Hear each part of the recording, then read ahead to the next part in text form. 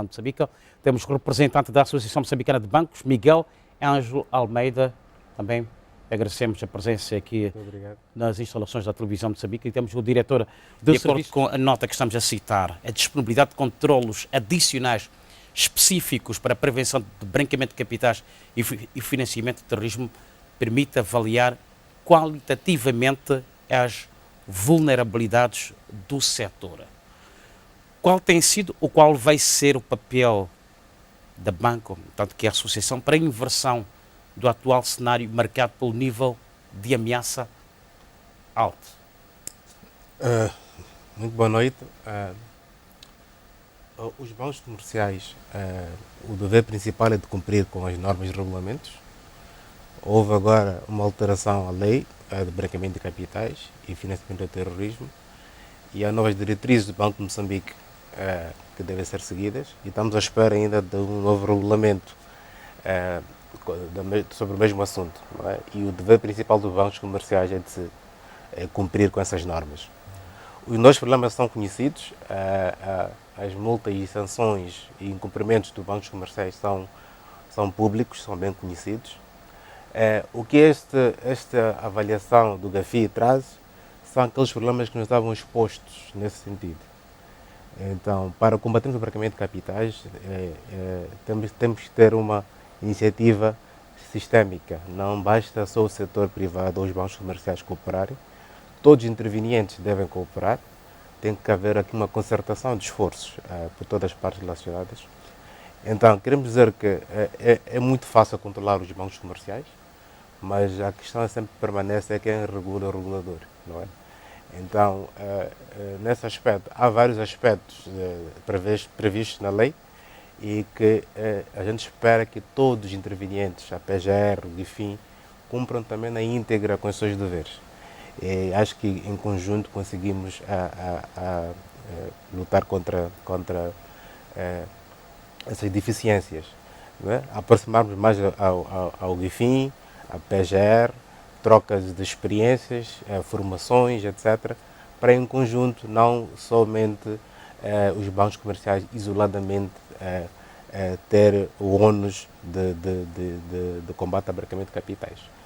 Dito isso, há impactos imediatos, por exemplo, que a gente está à espera, como, por exemplo, as relações com bancos correspondentes. Para a audiência em geral, bancos correspondentes servem espécie de agentes para pagamentos internacionais. Né? Um importador em Moçambique, por exemplo, importa mercadoria e faz um pagamento para os Estados Unidos. O banco correspondente é o intermediário dessa relação entre o seu banco em Moçambique e o banco receptor no estrangeiro. Os bancos correspondentes, em reação à listagem de Moçambique na lista cinzenta, podem, provavelmente vão exigir mais do que costume. Por exemplo, uma operação que levava um dia pode levar 2 ou 3 dias, porque querem esclarecimentos adicionais de quem é o cliente, porque o país está listado com deficiências no controle de branqueamento de capitais. Pode exigir mais documentos que costume. Se apresentava-se um documento, agora pode-se apresentar outros documentos, dependendo daquilo que é a exigência dos bancos comerciais específicos. Não é? É o que está a acontecer agora, não? É o que está previsto a acontecer. Como o anúncio foi só sexta-feira, então ainda não tivemos o teste prático, mas pela experiência em outras geografias onde isso aconteceu, a reação tem sido essa.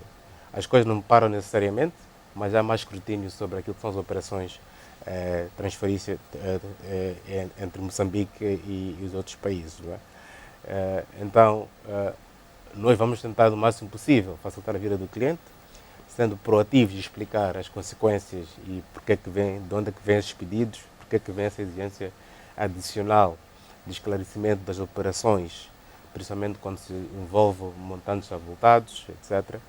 Então, é mais nesse sentido que a gente vai tentar facilitar a vida comercial dos clientes.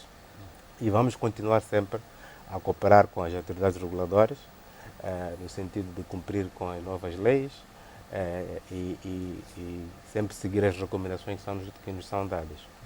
A TVM sabe que o atual modelo de supervisão desenvolvido para os bancos não permite fazer o acompanhamento eficaz das instituições de moeda eletrónica, por terem um mecanismo de negócio diferente das demais instituições de crédito. Vocês, como associados, como uma associação, o que é que deve ser feito ou deve ser melhorado no atual modelo de supervisão? É pertinente a viabilização de uma legislação específica e ajustada para o acompanhamento de instituições de moeda eletrónica em Moçambique? Bem, qualquer desenvolvimento tecnológico deve ser acompanhado por legislação aplicável. Então, enquanto existir apetite de consumo pelos clientes em geral, não devemos parar de oferecer esses serviços. E o que tem que acontecer é que a legislação deve adequar-se à nova realidade. E seja qual for essa legislação, o setor privado vai cumprir. Tem que haver aqui chama-se uma abordagem baseada em risco. Temos que avaliar o risco associado a cada tipo de operação, cada tipo de serviço, cada tipo de canal. E há várias formas de mitigar esses riscos. Não é? A legislação tem que ser flexível para acompanhar essas mudanças todas. Não é? Então eu acho que não é necessariamente um problema ou um bicho de sete cabeças, temos que simplesmente adequar. No lado do setor privado, naquilo que se fala de combate ao branqueamento de capitais, o nosso dever é muito fácil nessa equação toda. Temos o dever de cumprir, não é? Obviamente, o aspecto operacional do cumprimento tem os seus desafios, mas naquilo que a gente tem que fazer e quais são as consequências de não fazermos está bem claro. A lei prevê algo, nós temos que cumprir. Quando a gente não cumpre, há sanções e há penalizações. E para nós é muito fácil. Eu sei que o meu colega da PGR já transpirou o suficiente, mas o que acontece na prática é que esta aplicação das normas não é equiparada, não é igual para todos os intervenientes. Então está claro, como vem nos jornais, quando um banco não cumpre com os aspectos legais, é sancionado imediatamente. Temos danos financeiros e reputacionais por causa de qualquer incumprimento. Mas os outros intervenientes no sistema não têm o mesmo ônus. Isso quer dizer que uma regra que sem consequências não é uma regra, é uma sugestão.